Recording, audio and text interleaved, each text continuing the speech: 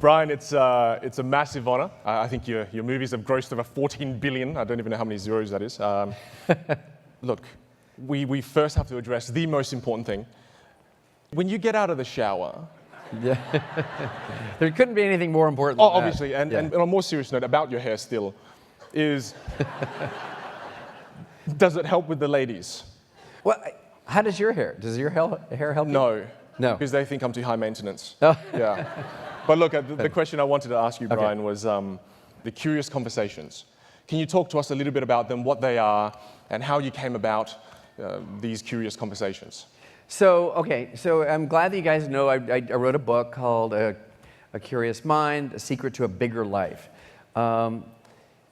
Basically, I grew up in a tiny little life in the suburbs, and you know, basically in the radius of 3 miles.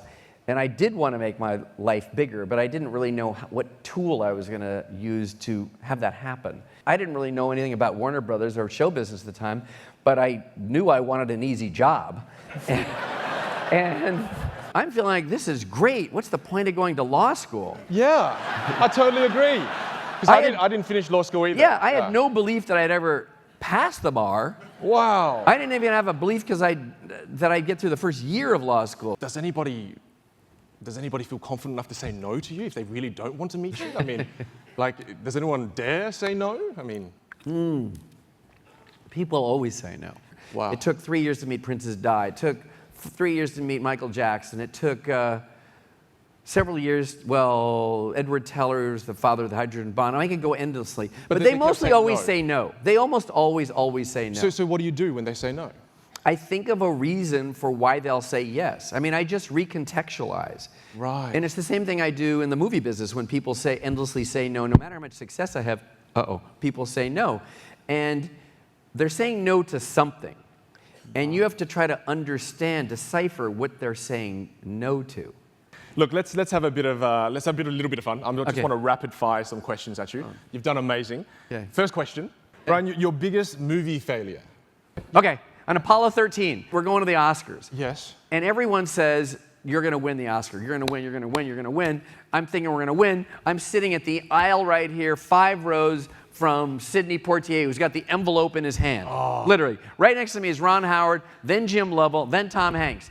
And what happens is, I'm thinking we're going to win because everybody told us we're going to win. I got my speech right there. Oh, no. And as Sidney Poitier opens the envelope, I see him pull it out, and he's got a bee rolling off his lip, almost imperceptible. So when I see the bee, I get up. Oh no! To win the Oscar. Oh, that's so bad. And as I approach, they say Braveheart. Oh! And so I, just about crawl back to my seat. I'm so embarrassed. I mean, I was so embarrassed. I was so embarrassed that I actually, everything is going in slow motion, I see one of my friends that ran a different studio, puts a big L, like loser, on his, I remember, he did that on his, he literally did. That's someone you unfriend from Facebook, for sure. So then, that was not good. So then I sit down, I'm so embarrassed, because the camera was on me the entire time. Oh. And I got the L in my mind, everything's going down, it's bad. I look over, Jim Lovell grabs my wrist like this, and he goes, I never made it to the moon either. Oh. And I thought, I put it in perspective. So that was a huge bummer. Wow, that's that is. Yeah, that's better than talking about the flops, man. Yeah. Oh, you should have just pretended you were going to the toilet. You just no, I'm just going to the toilet. What the hell?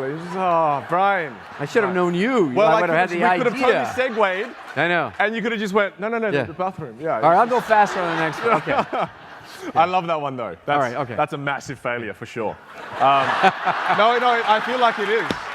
I really feel like it is though. I think it's awesome. Thanks for not hurting me. Yeah. Thank you for that. I really, there's people waiting for me outside. Yeah, thank you. Big round of applause. You know, it's amazing to be able to get so much insight into how curiosity can spark creative solutions for disruptive innovation. Right. So, look, one more time, let's please give Brian a big round of applause. Thank you. Round of applause. Thank you. Now,